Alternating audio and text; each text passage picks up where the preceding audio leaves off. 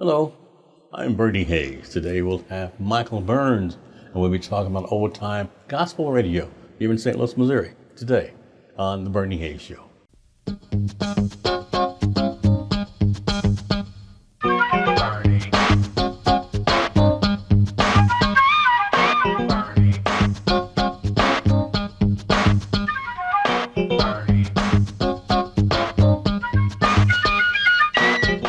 Well, hello, Michael. How are you, sir? Doing good, great, doing really good. You're looking good, man. Thank you. Glad to be here. You've been very, very active. You know, when people talk about black radio, they usually think about Spider Burke and the G and Right. Doug Eason, Robert BQ and so forth.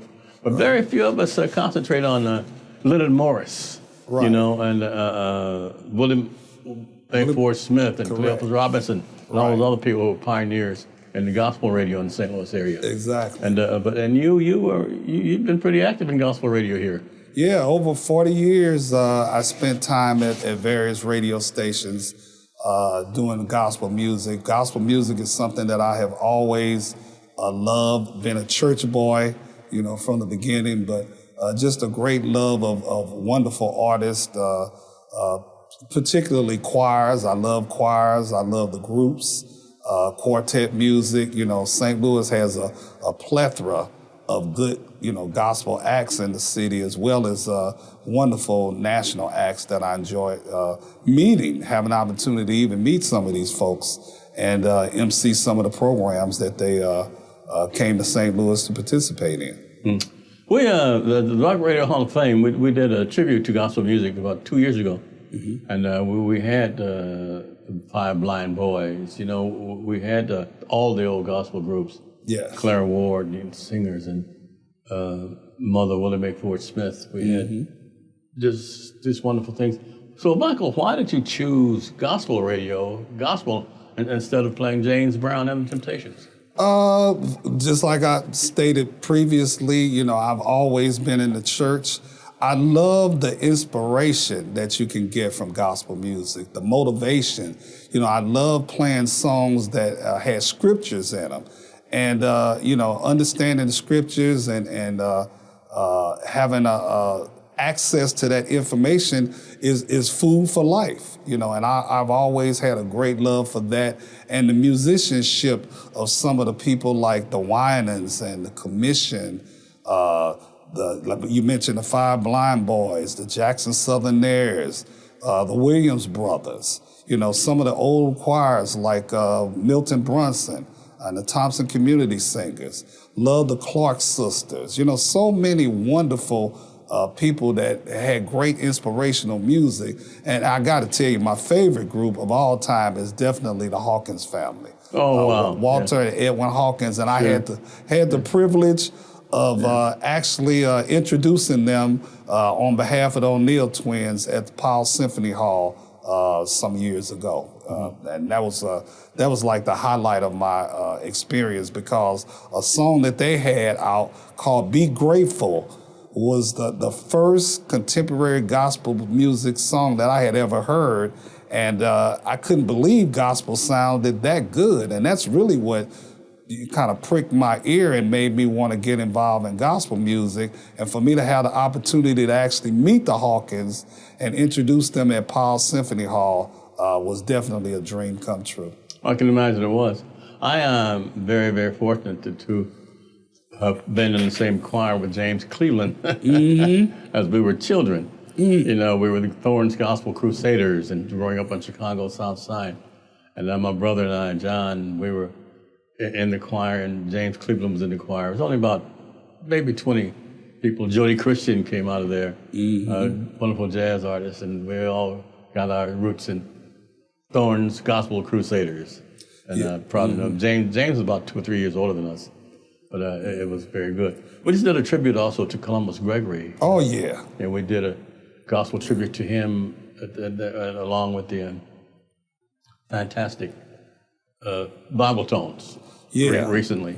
Columbus was a good friend. I actually used to sing in a group with him early on. So I was actually singing in his gospel group before I ended up in radio. And I talked to him about, an opportunity to get in radio, and he gave me a lot of good advice, and I ended up working at a station called WCBW, and then to my surprise, years later, I ended up working side by side with him at KIRL, 1460 AM. Yeah. Well, Juanetta Lindsay, Leonard Morris, so many, George Logan, all these people were doing gospel years and years before. Right. And it was a wonderful thing. Cleopas Robinson started his television program, And, it was really widely viewed by almost everybody in the St. Louis metropolitan area. Yes. But there's so many other gospel greats that came out of St. Louis. Brother Joe May. Right. We were talking about Juanetta Lindsay. Starting going back to Curl and KRL and WGNU and so many different places. And we can't forget our great friend Zella Jackson Price. Well, I was going to mention Zella. She's in the Black Radio Hall of Fame also. And, it's just so Mary. She's, so many. It's just so many. Tell us how you got into radio. How did you happen to break into radio?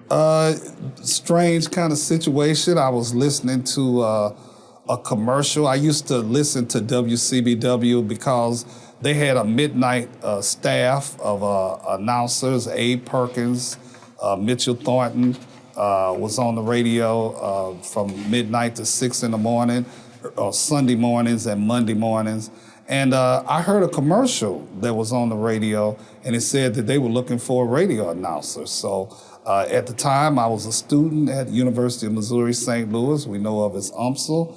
And I went to the director of our radio program and said, I've got to cut a tape. And this was actually in the summertime, so school wasn't even in action. But they allowed me to use the production room and cut a tape.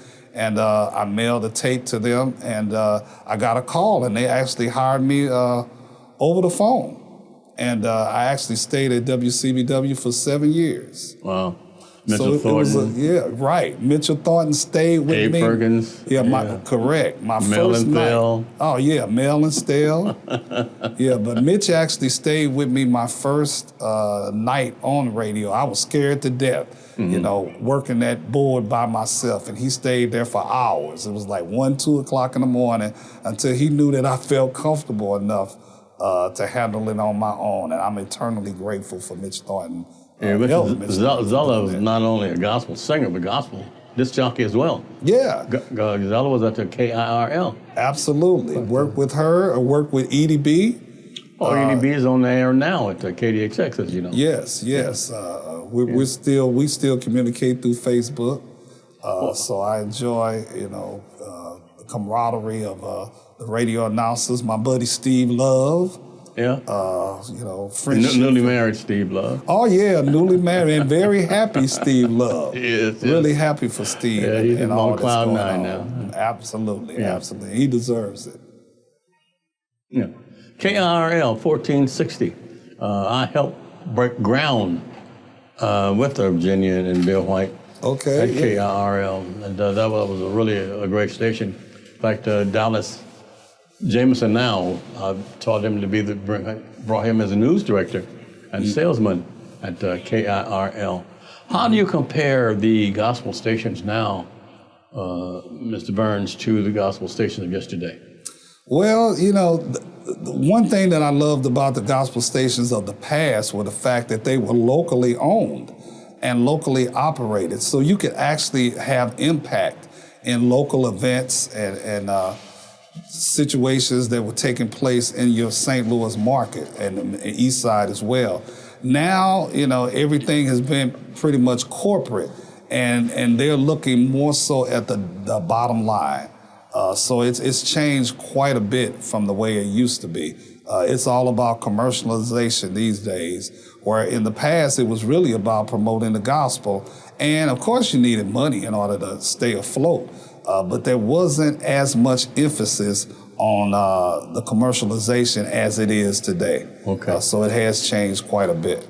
Quite a bit to talk about with you, Michael Burns. We're here at the New Life Evangelistic Center, 2428 Woodson Road in Overland, Missouri. And we'll be right back with Michael Burns after this. New Life Evangelistic Center is celebrating 50 years of God's faithfulness. For many of those years, Bernie Hayes has been a direct part of the work of New Life Evangelistic Center. I thank God for Bernie, his faithfulness, and how he is such a legend when it comes to broadcasting throughout the greater St. Louis area. Will you join Bernie and myself as we celebrate the 50 years of God's faithfulness? I want to involve you in the planning committee, for we got a lot of great things in store in 2022. Why don't you call us at 314-421-3020 and be a part of that committee? Or go to www.newlifeevangelisticcenter.org. Will you celebrate the 50 years of God's faithfulness along with Bernie Hayes and myself and so many others throughout Mid-America? I know that the Lord has ministered to many of you through the work of New Life Evangelistic Center. We'd like to have you share your memories with us. So will you call us at 314-421-3020 or contact us at Come By 2428 Woodson Road in Overland, Missouri? Yes, we're celebrating God is faithful.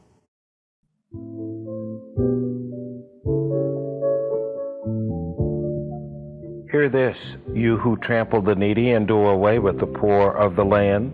Let justice roll on like a river, righteousness like a never-failing stream. You trample on the poor and force him to give you grain. Therefore, though you have built stone mansions, you will not live in them. Though you have planted lush vineyards, you will not drink their wine. For I know how many are your offenses and how great your sins. You oppress the righteous and take bribes, and you deprive the poor of justice in the courts. Seek good, not evil, that you may live. Then the Lord God Almighty will be with you, just as you say He is. Hate evil, love good. And welcome back. I'm Bernie Hayes. Today's guest is Michael Burns. We're talking about old-time gospel radio. Not old-time gospel radio, but previous gospel radio stations here in St. Louis, Missouri, as opposed to what they are now. I know KTZ has changed that format to gospel.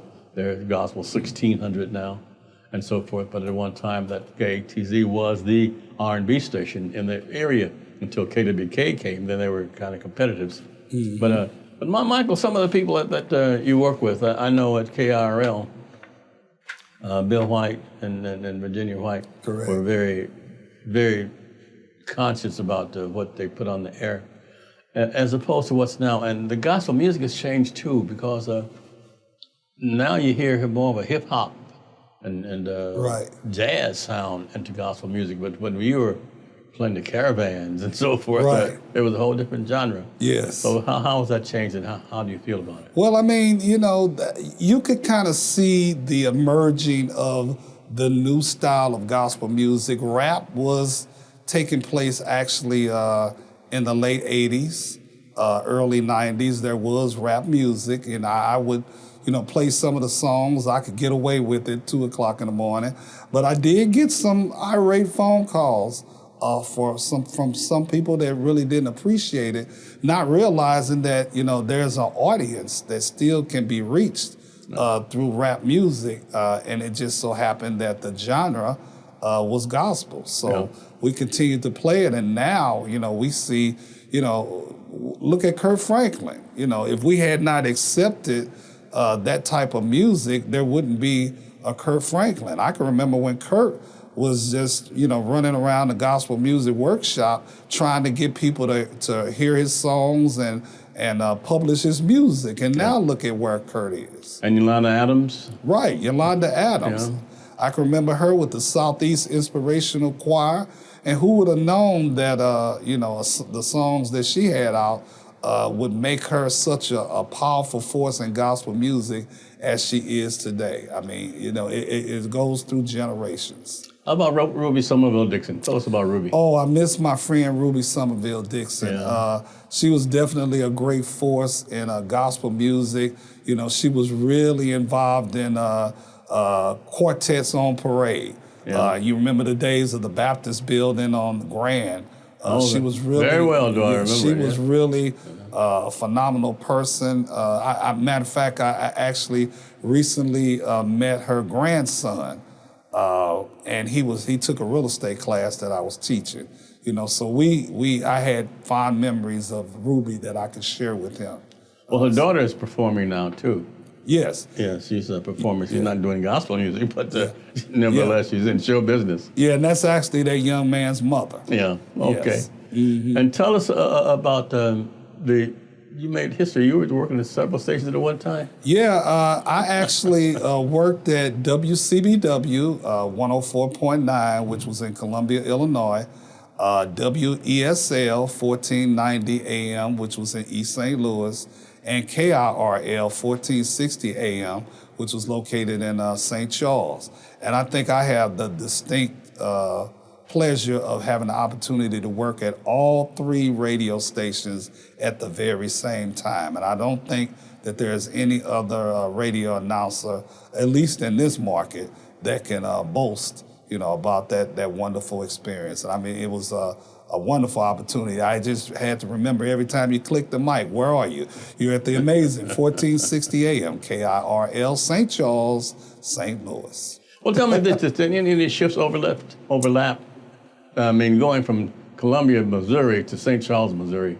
I mean, Columbia, Illinois to St. Charles, Missouri. That's quite a distance. Well, fortunately... And WG&U right in between, right in the middle. Yeah, fortunately, I was young, didn't have kids and, wife and responsibilities, so it was all fun. So I enjoyed doing the travels.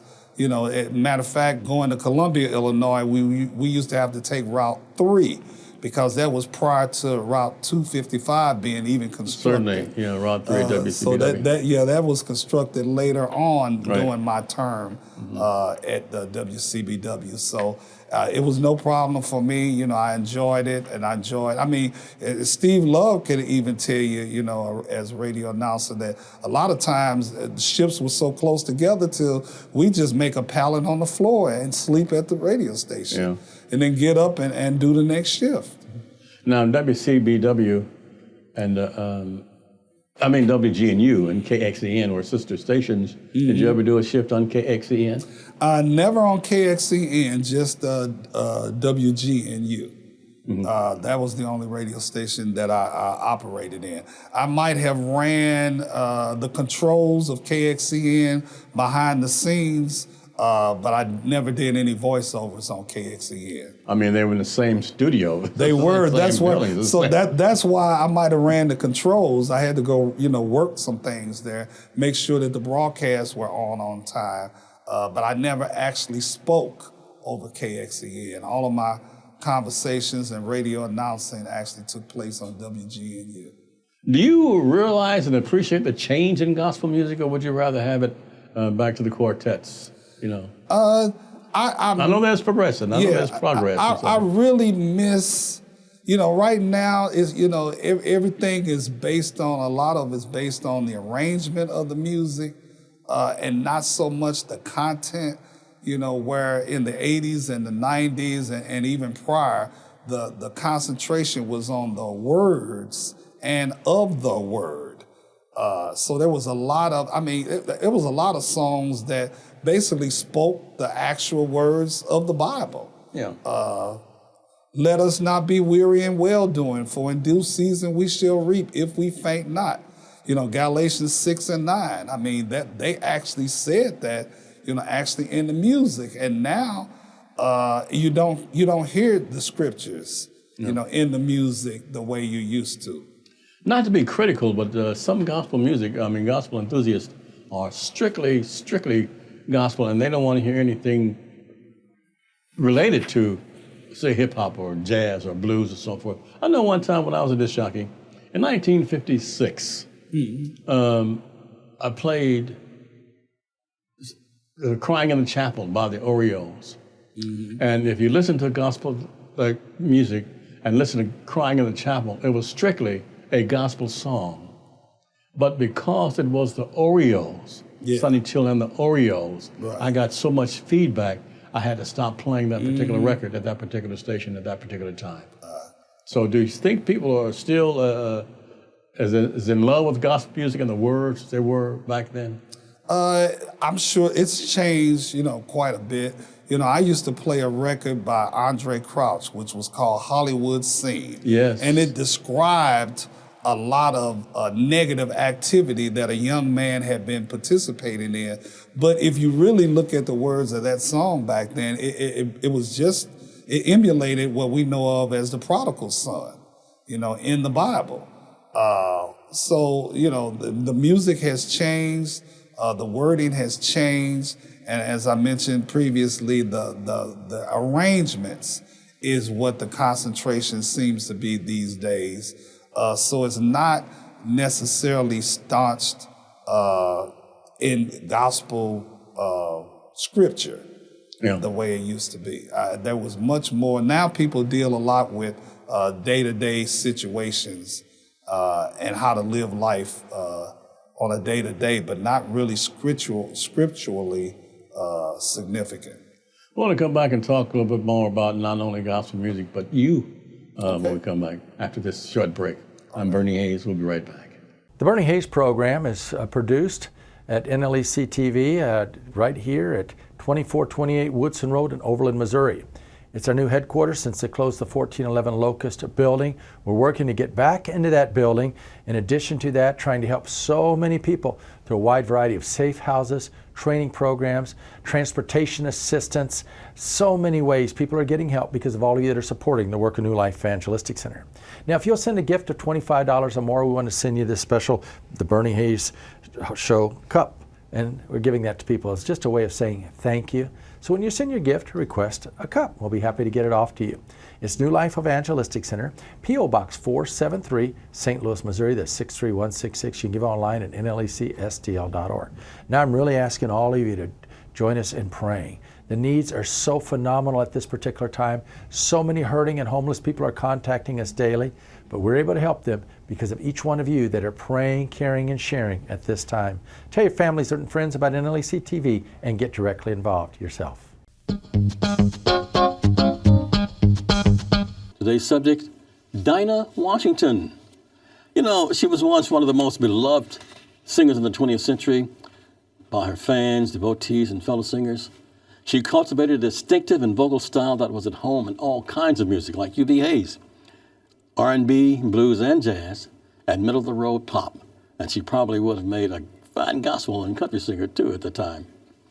Born Ruth Lee Jones in Chicago, after winning an amateur contest at the Regal Theater, she began performing in nightclubs as a pianist and a singer, opening at the Garrick Bar in 1942.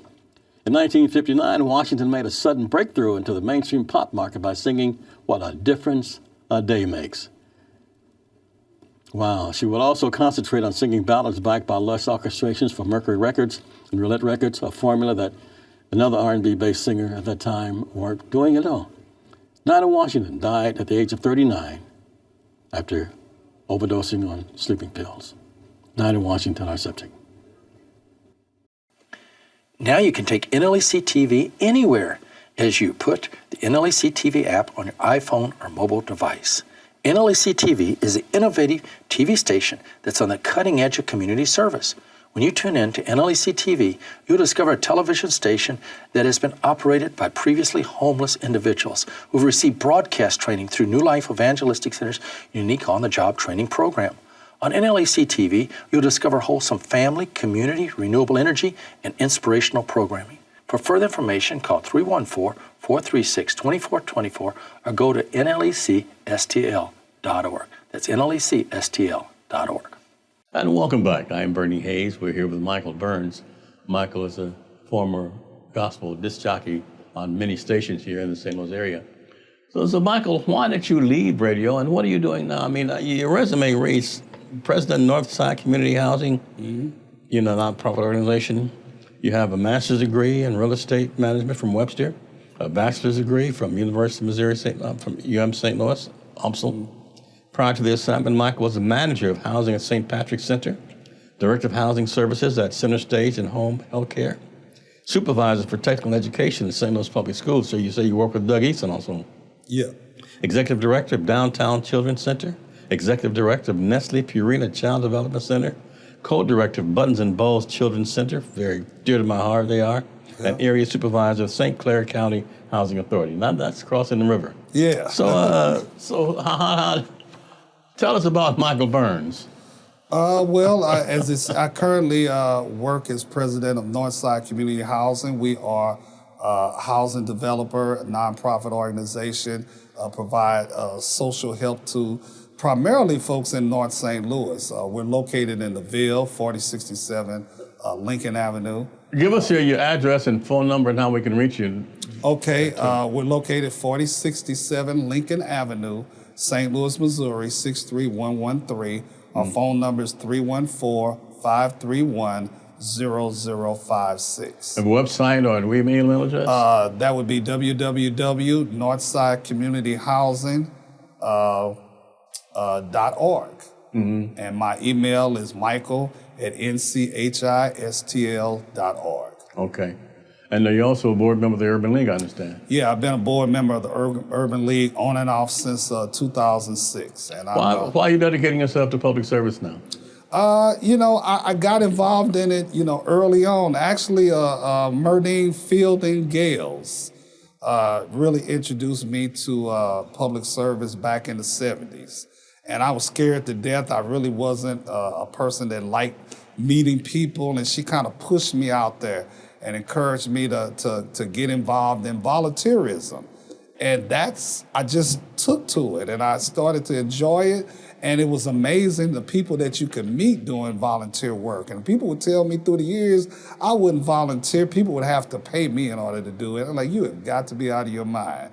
You can learn so much and meet so many wonderful people just by giving of yourself. And it's been a rewarding life for me, being a volunteer for many, many organizations. I absolutely love doing it. Well, Lady Murdine Gales is also, she's nationally known. She's with the Bobby Jones gospel program, and she's also married to one of the pioneers in gospel music, Hosea Gales. Right. Hosea and I worked together at KXLW, KIRL, and also KATZ. Yes. And Hosea has been a dear friend, Minister Hosea Gales, for many, many years. Also, back to the genre we were talking about earlier in gospel music. So what are your aspirations now? What's for the future of Michael Burns? I want to continue to build housing at Northside Community Housing for affordable housing for people that want to become first-time home buyers. I want to encourage people. I love the fact of the wealth building situation. I'm hoping to get into working with you and Doug and Scotty Lawrence and EDB on some radio initiatives at Tandy. Look forward to being involved in things such as that. I like to be in a plethora of community activities. So I definitely want to do that. Right now, I'm actually searching for a community development coordinator at Northside so that we can have people to help us, to further that mission. So if anybody's interested, they can give me an email, call, or look us up on www.theromegroup.com. You speak just a little bit louder so they can hear you. Okay. They can reach us at www.theromegroup, THEROME group, GROUP.com. Well, give us all that information also how we can reach you. Reach me by phone at 314-531-0056. Let me remind you of something. You're a radio announcer. You got to slow it down. All right.